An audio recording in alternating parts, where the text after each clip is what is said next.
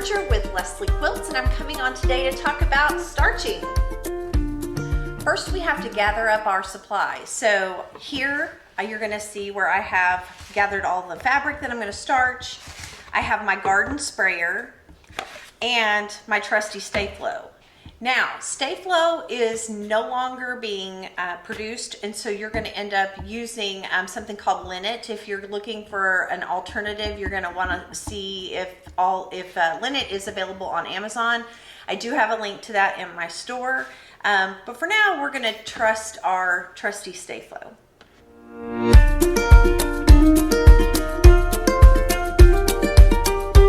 So once you have your garden sprayer, you're just going to undo this, take it apart, and we're going to fill it in about 40% with water.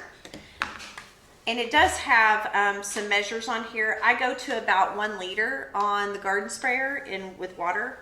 So we're going to fill that up.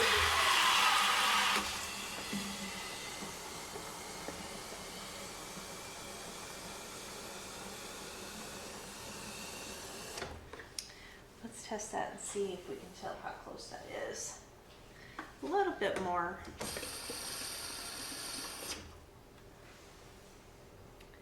That's about right.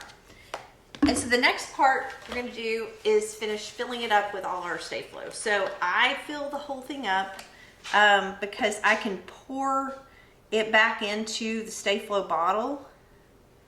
And there's a reason I do that. I like to keep everything all mixed together, but I don't like to leave it in my garden sprayer because sometimes it can clog up your sprayer because it is starch. So we want to make sure we clean off our sprayers after we're finished. So I'm going to put the garden sprayer back together,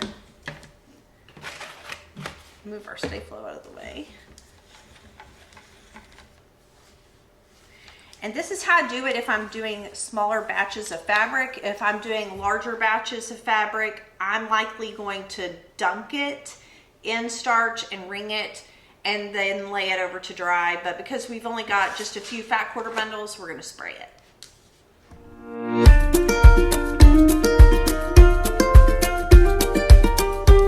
So the next thing we're going to do is give our garden sprayer a good shake to make sure that it is good and mixed. And I like to do this on my sink. And you just take your fat quarters and lay them out.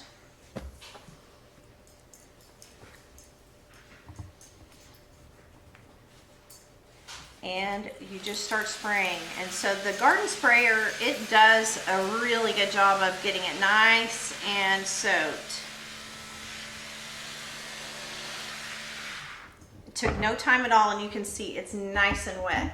Now there are some spots that were dry, and you can see that right here. I'm going to make sure that that gets nice and soaked as well, but it takes no time at all to get your fabrics all good and starched. So I'm going to keep just piling them on top, and we're going to spray all of our fat quarters this way.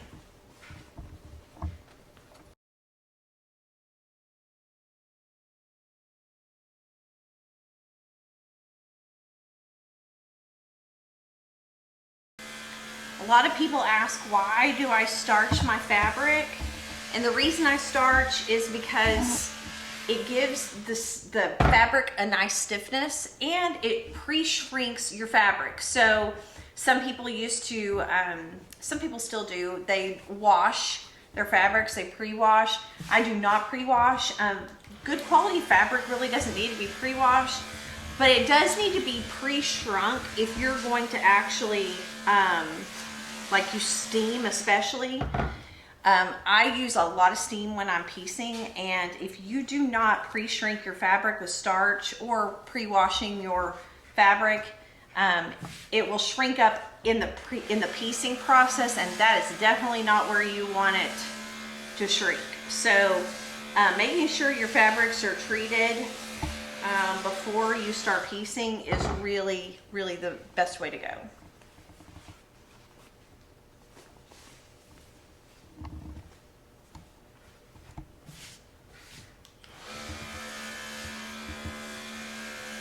You can see how great this garden sprayer is. It's just super fast. And it does a great job of getting it evenly distributed. So This is available also in my Amazon shop if you're interested.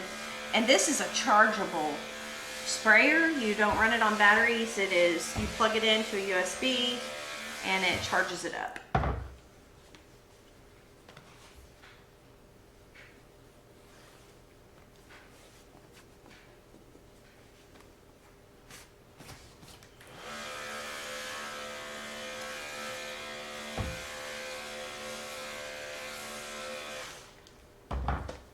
Few more. We're getting close. And on sunny days, like once you get this all starched, I just carry it outside, put it on my drying rack, and I'll show you a little bit how I do that. And by the end of the day, on a sunny day, it's ready to go usually in a couple of hours. You just have to check it and see, but I don't iron it until it is completely dry.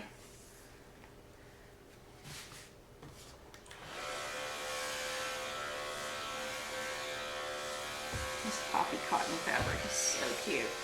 This is the Home Sweet Home collection by Poppy Cotton.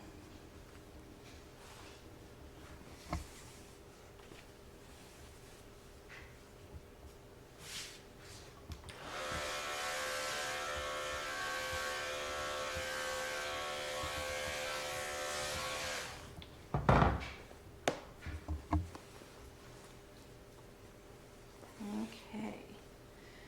Coming to the end of all of the back quarters.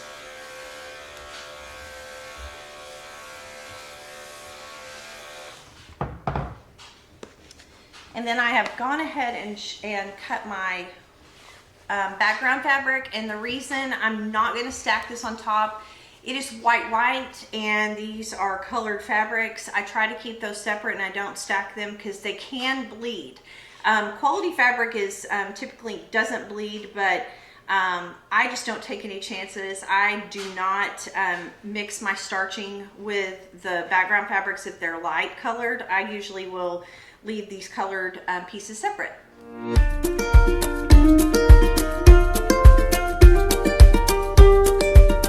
So now we have our drying rack set up. This is also linked in my Amazon store.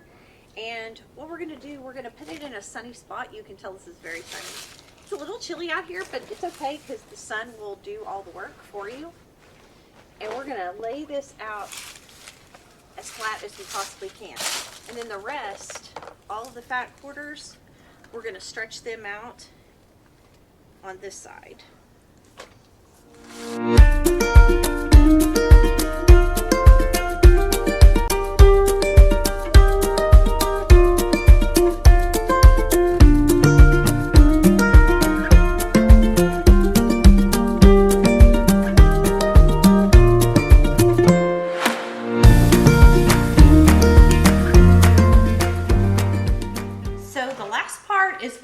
To pour our starch back into our stay flow container. And the reason we want to do that is because we do not want to leave starch in our garden sprayer because it does get sticky and it clogs up your sprayer. So we're going to pour this back in our stay flow container.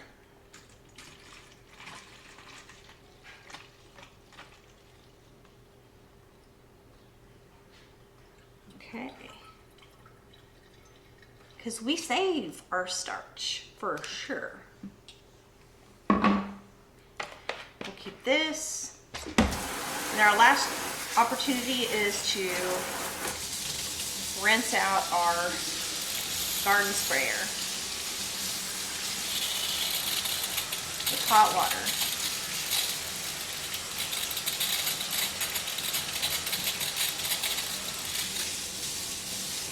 Okay.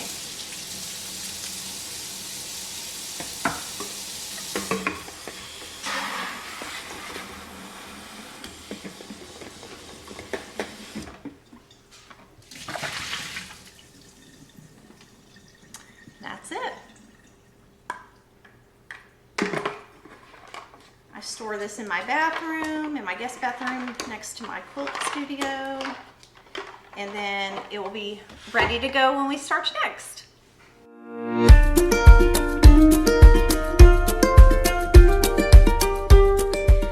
our last step in the process is going to be pressing out our fabrics. And so you see they're all very dry, and you can tell what has been starched by looking at how thick and stiff the fabrics are. They don't flop around. They're just very, very stiff. So what we want to do, how we do this, is we take all the dried fabric and we lay it out. And I like to give mine just a soft mist of water. There we go. And it just gives it a little bit of something before you start pressing it. And of course, I use my Laura Star iron. And when you're using a Laura Star, you want to prime it first so that the steam, so fabulous. So we'll steam this out. And I just stack these on top of each other. Some of the more stubborn ones I will spritz with water.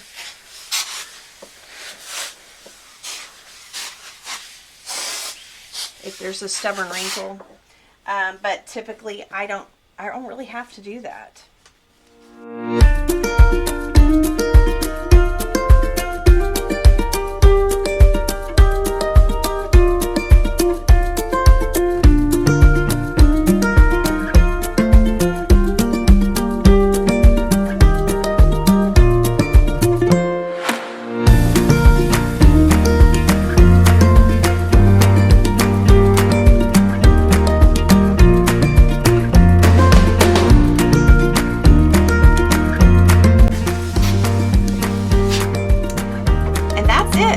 Once you've pressed all of your fabrics, you're ready to go. You're ready to start cutting.